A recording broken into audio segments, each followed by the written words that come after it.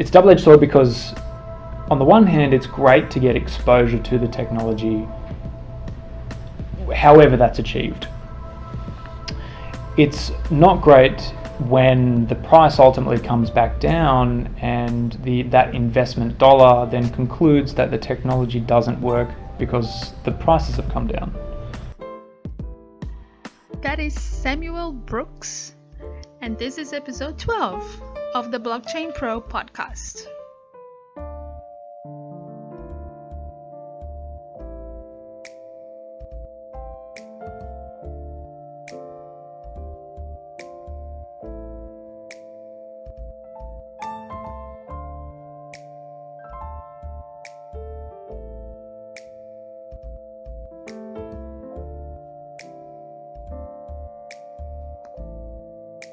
Hello and welcome to episode 12 of the Blockchain Pro podcast. I'm Adriana, and today's episode is with Samuel Brooks, or Sam Brooks. Sam and I have worked together, so we know each other well. He is a really interesting person, and our chat was a little bit longer than the usual podcast. There was a bit of a fire alarm testing right in the middle, so I had to cut that out. And also this interview starts a little bit differently because I turned the recorder on and we were having a conversation, and in the end I thought there was a good segue for it, so I didn't really cut it out. So here we go. A movie called Fern Gully. Fern Gully. Yeah. That's an Australian movie, isn't it? How do I know this? I don't know. It's a animated movie. It's a cartoon. Yeah. It's got Robin Williams as a crazy kind of electrified bat who had been experimented on, and he's kind of a bit wacky. So yeah, I think he's got some antennas or something on his head, and every time it gets his antenna gets excited, then he's like has flashbacks to. Yeah, it was a great movie. I watched it obviously when I was a kid. Oh, I don't think I've seen it. I might just Google it for the weekend. It's good. It's a good film. I should probably try and figure out how to watch it because we're having a baby in February. I know. Yeah. Isn't that cool? Very cool. Are you prepared? Is your baby room ready? No, is the short answer. I mean, the baby won't really need a room until later, right? Right. He'll the stay first now few then. weeks he's gonna, or months maybe, he's gonna sleep with you guys anyway. Right. That's pretty exciting. How is Erin doing? She is not bad. Yeah, obviously takes a big toll on your body. So, yeah, looking forward to when she can go on maternity leave. Yeah. When is that? So probably the start of February. Wow, that's still 2 months to go. Yeah, a little ways away. Yeah. So, yeah, really looking forward to that. And so it's we can just focus on boy. It's a boy. Yep. He'll be getting, a textbook and a laptop, a Linux textbook and a laptop for his birthday. His maybe his second birthday. I don't know. Maybe his first. Maybe his first. Yeah. Maybe his 6 months anniversary birthday. I was babysitting my niece actually last night, and she was exceptionally curious about my laptop and my big tower computer with all of its fans and lights and stuff. Yeah. She didn't want to play with her Tupperware. Wow, she's probably maybe 8 or 9 months. Okay. Yeah. She didn't want to play with Tupperware. No, she wanted to play with my laptop. That's way more interesting than Tupperware made. I don't know, I was pretty interested in Tupperware when I was her age. Probably because your dad didn't have a fancy computer lying around. No, not when I was 8 months old. I got my first computer when I was, the family got a computer when I was about 4.5. I remember programming a Commodore 64 and playing games like Mainframe and California games on the on the little TV with the monochromatic terminal. Yeah. And the 5 1/4 inch floppy disks were, like as they were kind of as big as a pizza to me, right? Because I was quite small. But putting them into the drive and closing the latch and typing in the commands. Yeah, I remember that. Yeah, that was my first experience with a computer. And my mum said, well, I remember asking my mum some years ago about, why computers were expensive back then. We didn't have a lot of money, and I wondered why Dad bought a computer. Like he's not a technical person. Well, I mean he was a motor mechanic originally by trade, but now he works at the Coffs Harbour City Council as a ranger. My mum, similarly, she was a dancer, and so it was kind of quite orthogonal to their lives to buy a computer, like in the mid 80s or in the late 80s. And I was curious about this, and she said, well, your father, he knew these computer things that were going to be a part of the future, so we wanted to get you exposure to these computers, and so we found the money and we bought a second-hand computer. So I thought that was quite interesting. That is very visionary. It clearly set me on a course for the rest of my life. I loved computers. I loved playing games. I loved opening them up and seeing how they worked, and here we are today. And in a lot of ways, it actually what we do today with blockchain feels very much like what it was like back then. Where we're effectively rebuilding the internet. We're stripping away a lot of those top application layers and going back down almost sometimes to the bare metal and building the technology back up from there. It's that low level rawness of the technology that I like about it. It reminds me of being a kid. Oh, that is so cute. I love it. I think I'm gonna use this first part that wasn't meant to be in it because it's good. It will be a good segue into the whole thing. So why don't we jump from being a kid and playing with computers to, I guess that led the way into how you chose your career. Yeah. So let's talk a little bit about that. So, I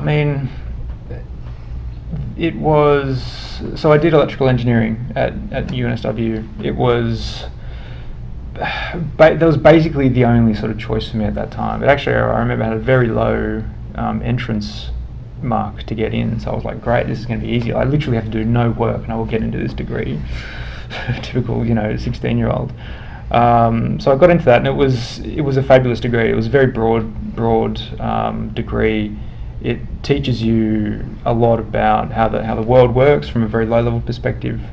It teaches you how to solve problems from a first principles aspect, and it gave me enough of exposure to computer science to be effective in what I do today. So I guess I always had a bit of an interest in the programming and computer science aspects of my degree, and I tended to focus on those throughout, but it was good to have the sort of, let's say, a full stack perspective in my education, which is certainly what you get with a broad degree like electrical engineering. And so, so I guess from there I went to become a control systems engineer.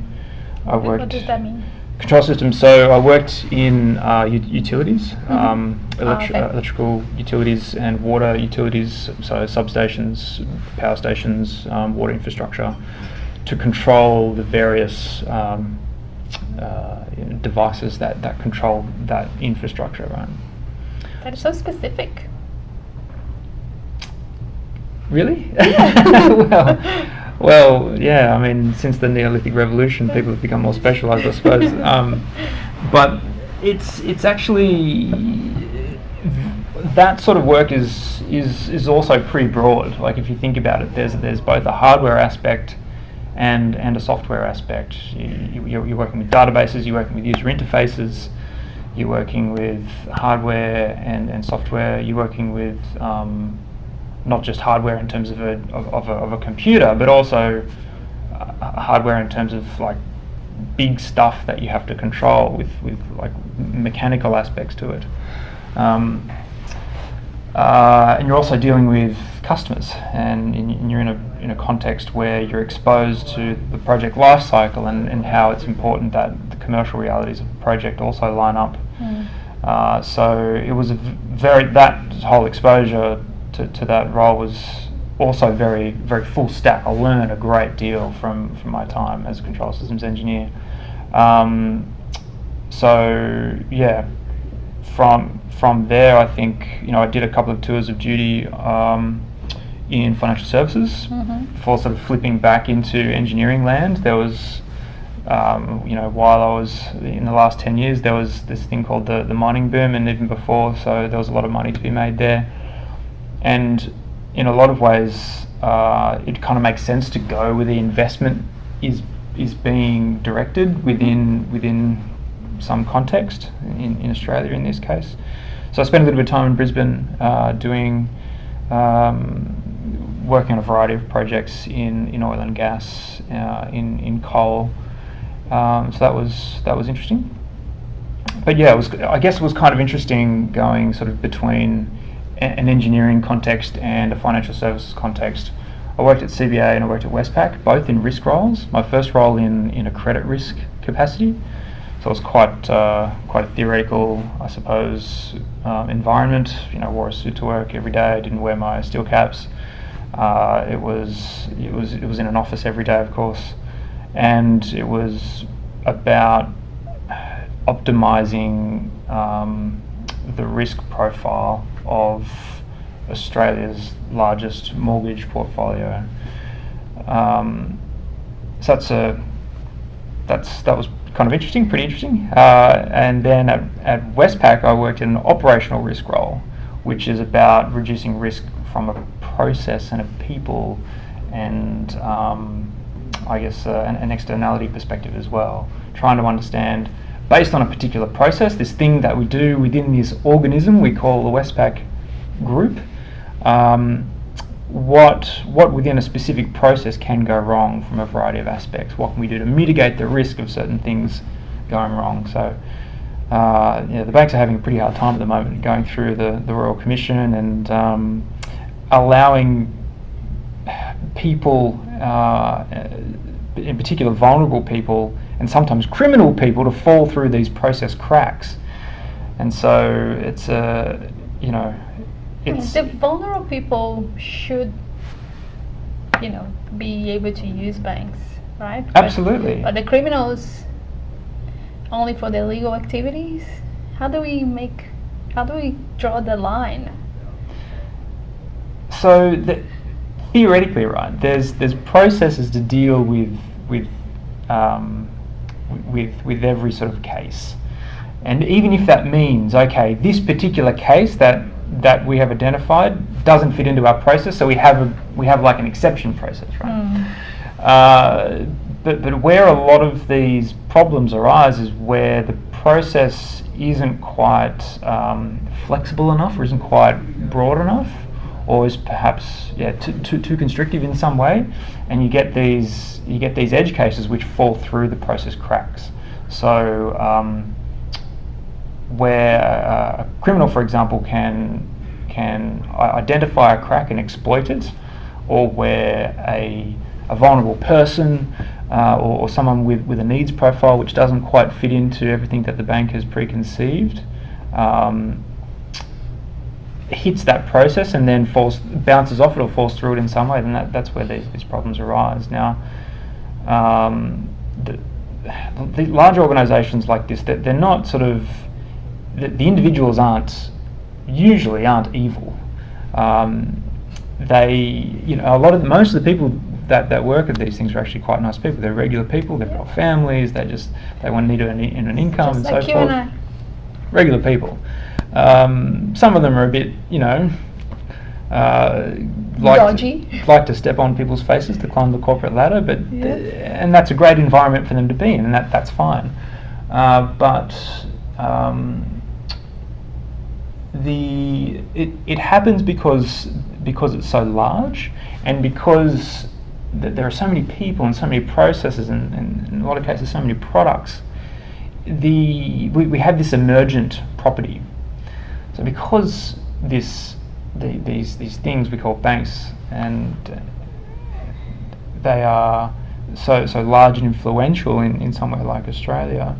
We have to recognise that it's not just a combination of, it's not just the people, it's not just individual processes, but we have to look at, okay, what is the effect of this entire organism in its emergent manifestation? What effect is it actually having on individuals and on the economy and on society at large? And so that's sort of at a macro level where, you know, regulators and the public need to sort of understand, okay, what's the effect of this big thing?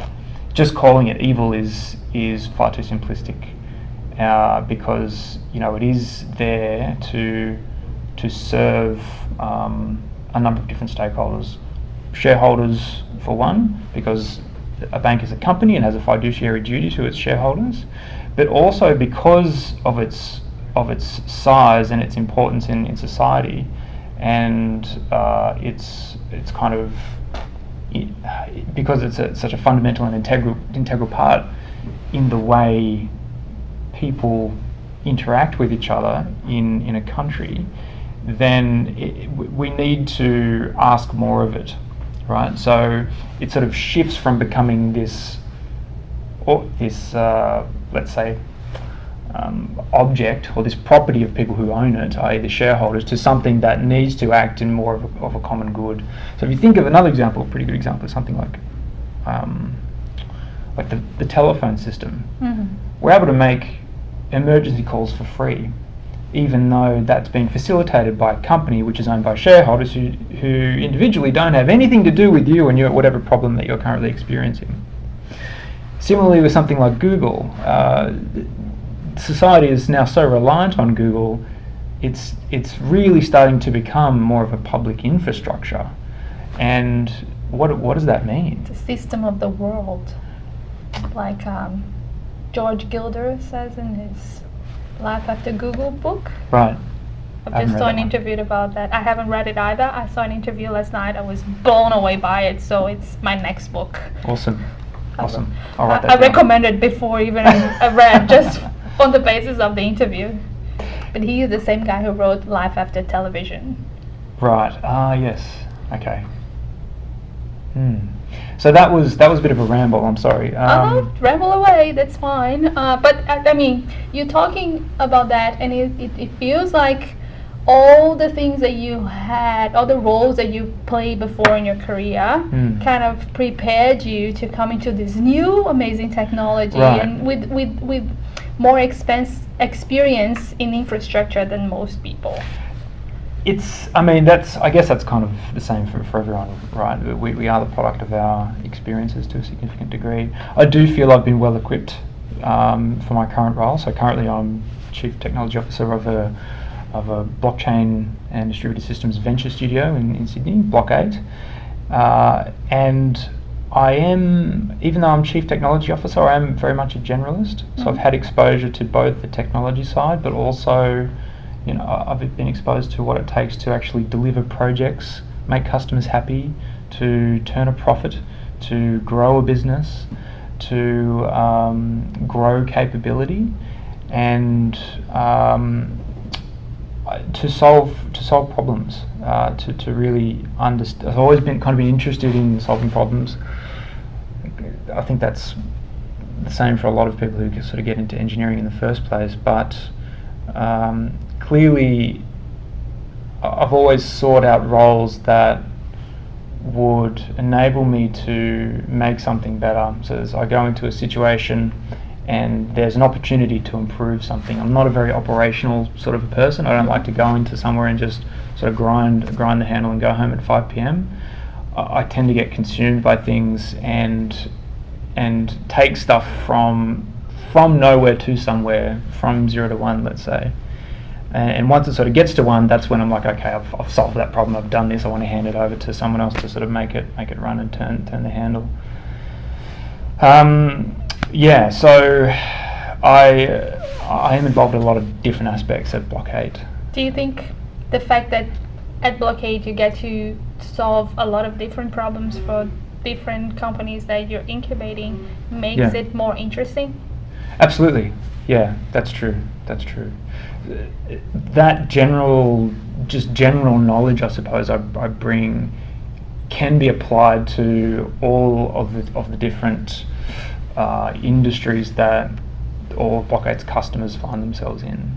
So we've got regulation technology projects, we've got payment technology projects, we've got energy technology projects, which is quite handy. We've got something in intellectual property and something in financial services, in mortgages actually in particular. So broad-based knowledge means you can sort of try and apply a general problem-solving technique to every problem that Block 8 solves, and it's problem solving. I really see is kind of the same across a lot of different domains. You need to get down to first principles. You need to understand the fundamental limits of technology, of reality, of the universe. You need to challenge assumptions. You need to really understand, okay, if someone's telling you something, let's really dive into some assertion and see if we can't break it down to find a more fundamental assertion, or try and disprove an assertion by counterexample. So these sort of problem-solving techniques that you sort of learn as an engineer are really super valuable in a lot of different business contexts. Attention, testing of the fire alarm evacuation warning system is about to commence. Oh, I'm glad that works. Everything works. Alright, so at what point, when did you discover blockchain or Bitcoin? Was it around 2000? It was when I was in Brisbane. I had a friend that I used to work with up there who was into Bitcoin. I'd read about Bitcoin pretty early on. I want to say sort of 2011, because it was 2011. That's when I was up there. I read about it. I thought it was interesting. I was really sort of curious and interested in the cypherpunk sort of crypto-anarchist alternative viewpoint of the way society is constructed.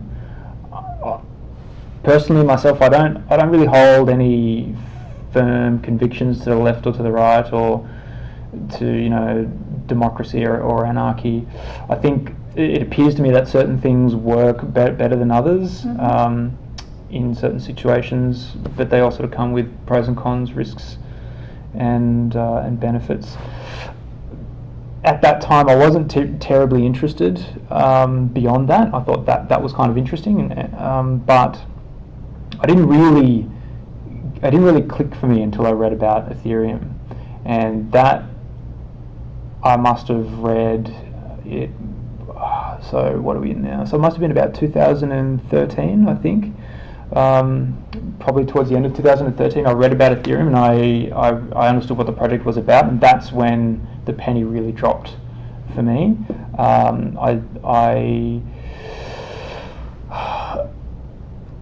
It connected with me with my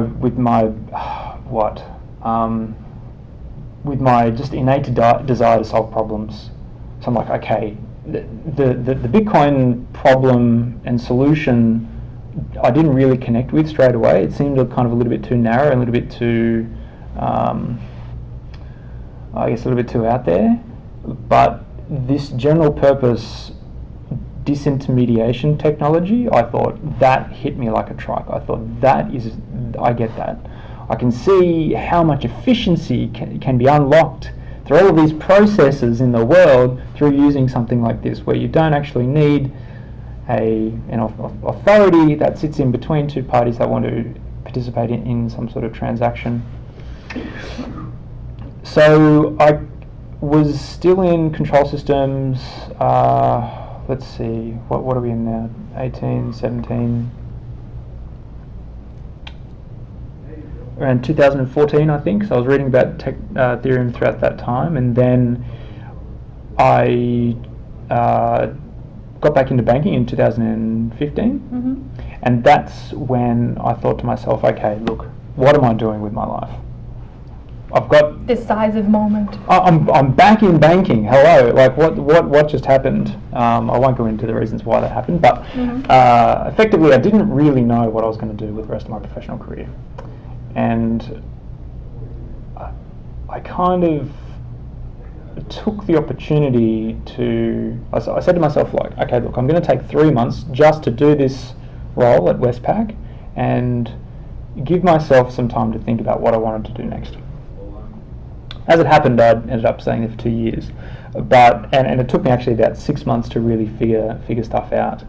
But I thought to myself, what are going to be the most potent technologies that are going to impact the future of the world, both from a just a general efficiency perspective, and from a financial perspective, and from a society perspective. The first thing that came to my mind was artificial intelligence. That's like 100% the case. There's an analogy drawn with electricity for AI. I've got this sort of allegory in my head where you've got a family in a home, and the father is, say, cooking a stew on a stovetop, but the stovetop is powered by fire. He's got some logs, and there's smoke going everywhere, and someone comes and knocks on the door and says, "Hello, sir, I'd like to sell you this new fancy technology called electricity. It's going to make your life much more convenient. It's perhaps a little bit more expensive than wood, but you have to buy all these new appliances and so forth to actually use this electricity. You can't really see it, but you won't ever have to use fire again to, let's say, cook your dinner." And the man, of course, says, "Well, what are you talking about? The fire works perfectly fine. I just go and grab it from the bush. I stick it in the stove. I set it on fire, and it cooks my stew. So, no thanks." Obviously, that's ridiculous. Looking around, there's so many things that are actually powered by electricity. There's a television behind me. There are lights. There's the emergency warning system. There's my laptop. There's this recording device. There's your mobile phone. So much of our life is now powered by this technology, which converts energy into things like light, heat, sound, kinetic energy, entertainment. Right, you combine these things together and it can be quite fun, and very, very convenient. Make our lives very much more efficient, and fundamentally change the way that life works. Artificial intelligence is exactly the same as that. It's the new electricity. Right. So I started to learn about artificial intelligence. Taught myself some machine learning. Went through all the maths. Obviously, I've got a background in engineering, so that was kind of no major issue. And I thought, great, I'm gonna continue on this path. At the same time, I had this blockchain thing still in the back of my head. I'm like, oh, okay, so AI is definitely a thing. What about this? What else is there? What about this blockchain thing? And I thought to myself, I mean, theoretically, it stacks up to me. It looks like it should work, but it's kind of unproven. I sort of maybe gave its probability of success to really have a major impact at about 60%. I thought artificial intelligence 100%, blockchain, let's say 60%. Still, 60% is pretty good, so I started to train myself in that as well. Downloaded the Ethereum client, got myself some ETH. This was when ETH was still at about 80 cents or $1, I think, US. Oh no, it was about $1.50. And set up a network at home between my laptop and my desktop, and sent myself some ETH around on the main net, and basically started to train myself in this technology at the same time. And then over the course of the next 12 months, while I was at Westpac, the sort of ratio between artificial intelligence interest and blockchain interest completely flipped, and I went completely down this wormhole of blockchain. I kind of rediscovered this original interest I had in crypto anarchy and alternative forms of government, and just governance in general. And it basically consumed my life slowly over the course of 2 years. Well, I think listening you to say that, I reckon that being a problem solver, looking at a technology that's not 100% there yet and needs a lot to be worked out, right, would have been a more interesting challenge, right? Absolutely. And I find myself in that position now. Oh, we are at the very early stages, like, it has been 3 years since then. What's that? One speck of time. Yeah. So, I was lucky enough to go to DevCon 2 in Shanghai, went to DevCon 3, of course, in Mexico, and now just recently DevCon 4 in Prague. And it's given me 3 data points now to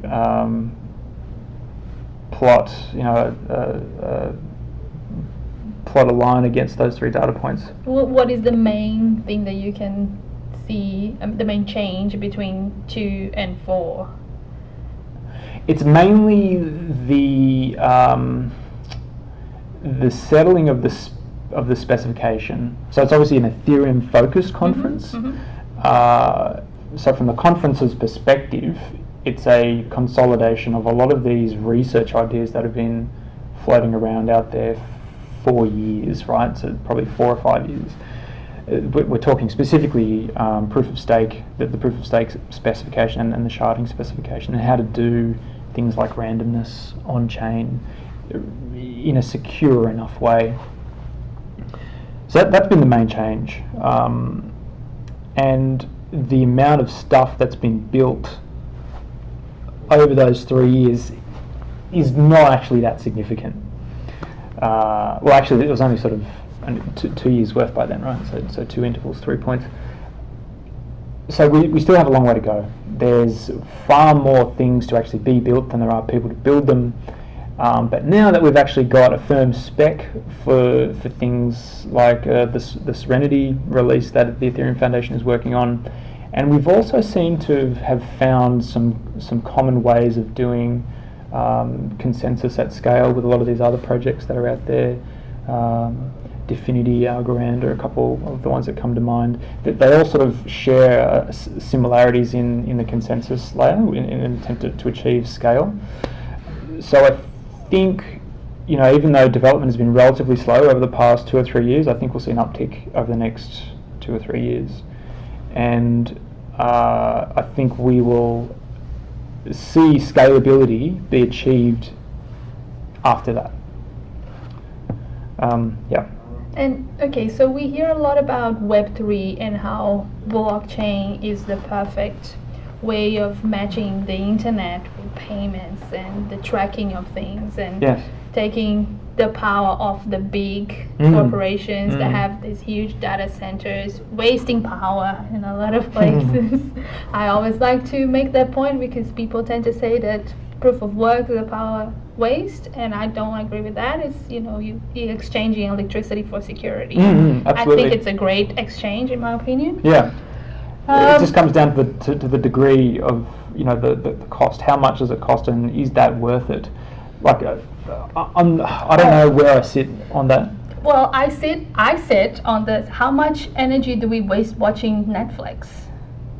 That's less important than securing millions of dollars. Yeah, you have to sort of aggregate, of course, do the integral over all the people over what period of time. Like, it's obviously a cost, and it's an easy thing to point to and say that is wasteful. Look at all that electricity, but I mean, look at all the other stuff we spend electricity on. So I understand the point. The question is whether or not it's elegant or crude. Can be improved.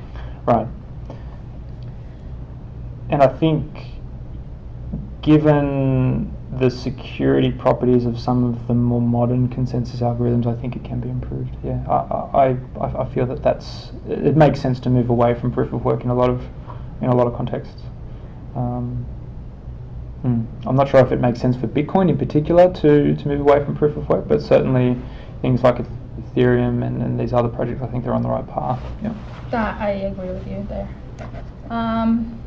So, what do you think needs to happen next to achieve the next this next layer of the internet, this Web3? So my mind goes to the investment dollar and the double-edged sword that was the massive pump at the end of last year and the beginning of this, and then the massive dump in prices that we've seen. It's double-edged sword because on the one hand it's great to get exposure to the technology however that's achieved. It's not great when the price ultimately comes back down and that investment dollar then concludes that the technology doesn't work because the prices have come down. This is ridiculous. The technology works. It works. You just have to think about it for 5 minutes from a first principles perspective and you can see all the potential that it has. What we need is for developers to be given the mandate and the space and the funding to make it work for everybody. This is a frustration that we're currently facing with Block 8, and I find I spend a lot of my time at the moment with these sorts of financially motivated stakeholders in these projects to remind them of the benefits of why they're here. This is not just an opportunity to make money. This is an opportunity to solve problems, and in order to solve problems we need continuity of focus from those sorts of stakeholders so that we can have continuity of development and continuity of solving problems. We should solve the greed problem. I mean, it's fine to make money. There's nothing wrong with affluence, but when did humans become so greedy? I think they've always been like that. But man, that's a philosophical conversation maybe for the other Blockchain Pro podcast. Yeah, it's like all things. It's definitely a combination of both, right?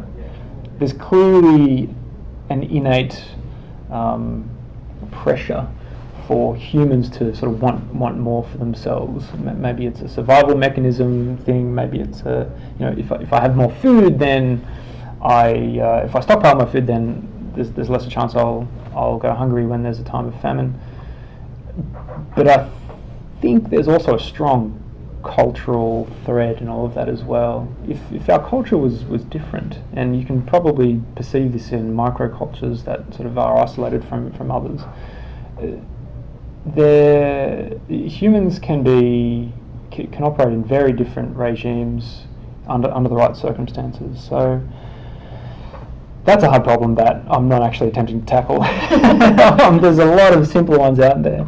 But yeah, it's a challenge trying to get everybody on the same page about focusing on solving a problem. That means investing time, that means investing energy, that means investing money. Unfortunately, yes, if you've held onto some asset, some crypto asset over the past 6 months, then on paper your value has come down. But we need to mix into our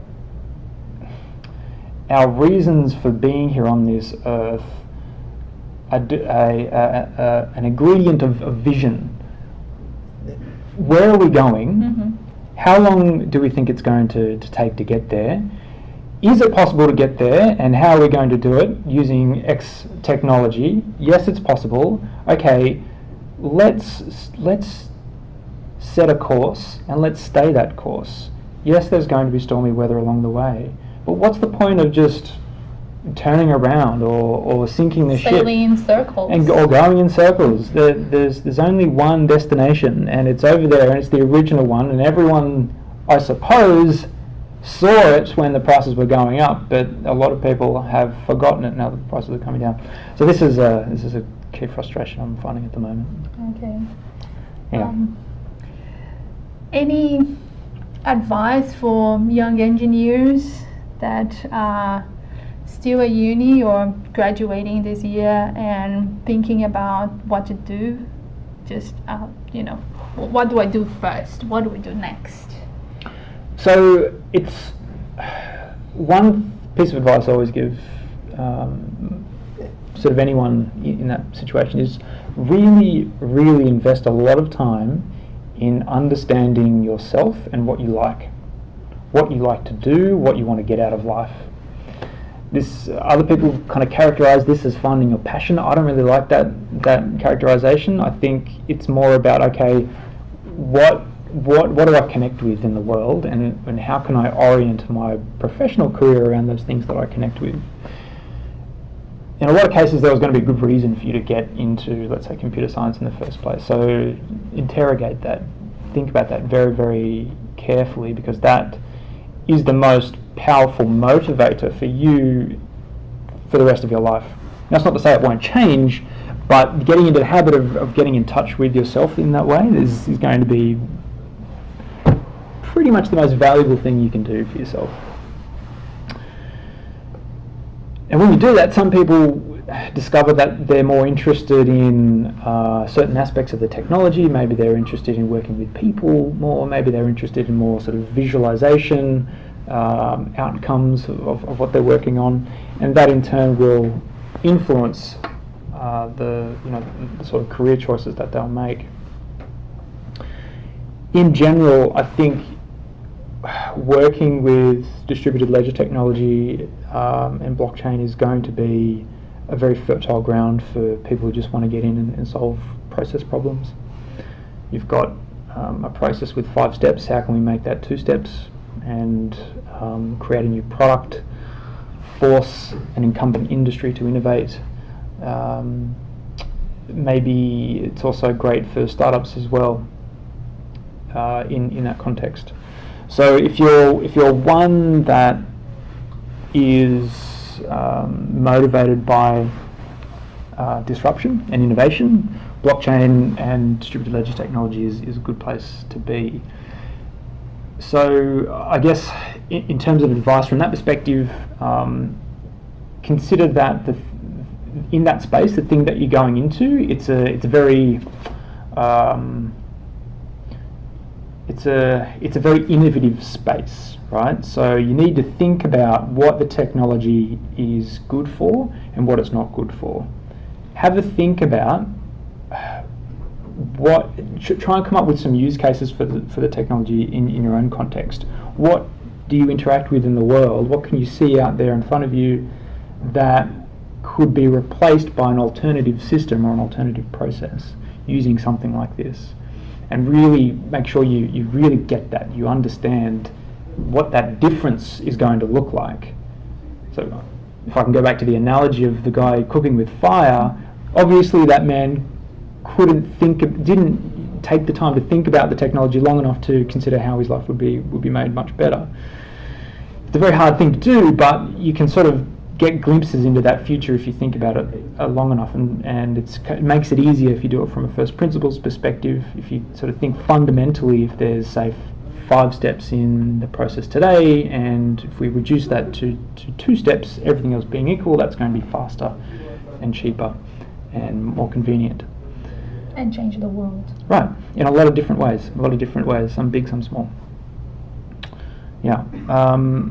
I guess the one other thing I'd probably say to that is that this changing the world, this innovation thread that comes with blockchain and AI, is that in blockchain specifically and in particular, because we are connecting the internet to, we're effectively giving it a statefulness, which is to say the internet will have a memory.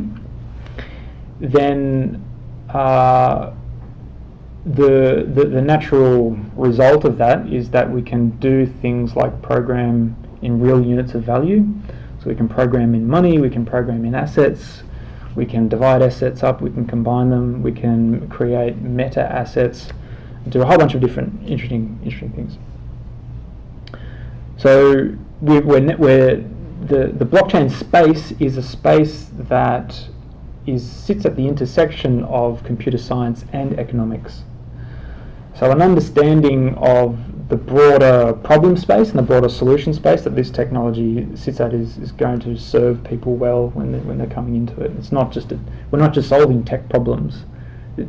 That's an incomplete view of blockchain, right? It's broader than that, and there's a lot of interesting thinking going on in that space to, around game theory and incentive design in particular, to try and make these crypto-economic systems, these techno-economic systems, robust in those greater dimensions, not just from a tech perspective. We understand that pretty well.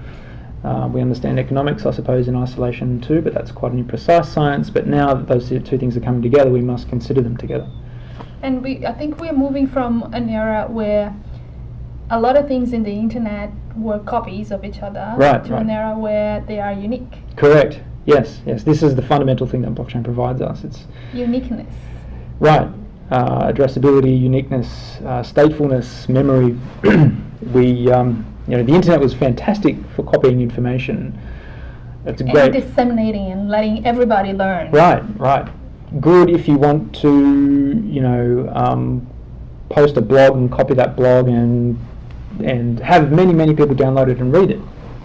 Not so great, and that's a piece of information. Let's say that's a line in a database.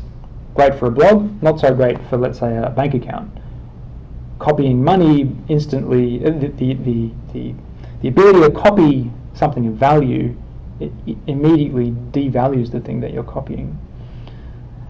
So, with Internet 1.0 and 2.0, bad idea. We don't want to copy assets. We want to make them unique and addressable and ownable in a very secure way, and this is exactly what blockchain gives us. It increases the dimensionality of the functionality of the internet. I really love this. I could talk about this all day long, but man, we have work to do. Yes, yeah. I'm actually late for my next meeting. Oh, thank you so much for taking the time. All good. I think this was a bit longer than usual. Right, I'm sorry. But, when the conversation is great, why stop it, right? Oh. We'll have to. Thanks, Sam. Thank you too. And for anyone else who's listening, Adriana is a massive champion of the local blockchain scene. If you're listening in Sydney and you haven't come to any of our meetups, come down and say good day. Come down and say good day. Yeah. Thanks, Sam. All right, bye. And that was the awesome Sam Brooks. If you're interested in blockchain development and engineering, you can reach out to Sam on Twitter @_Samuel G. Brooks, SAMUELGBROOKS. And as always, for comments, suggestions, you can find me on Twitter @abellotti and LinkedIn /Adriana Bellotti. I hope you've enjoyed this episode. If so, please write a review or forward to a friend that you think might like it. Every little bit helps to get the word out there. Thanks for listening, and I will see you at the next block. Bye.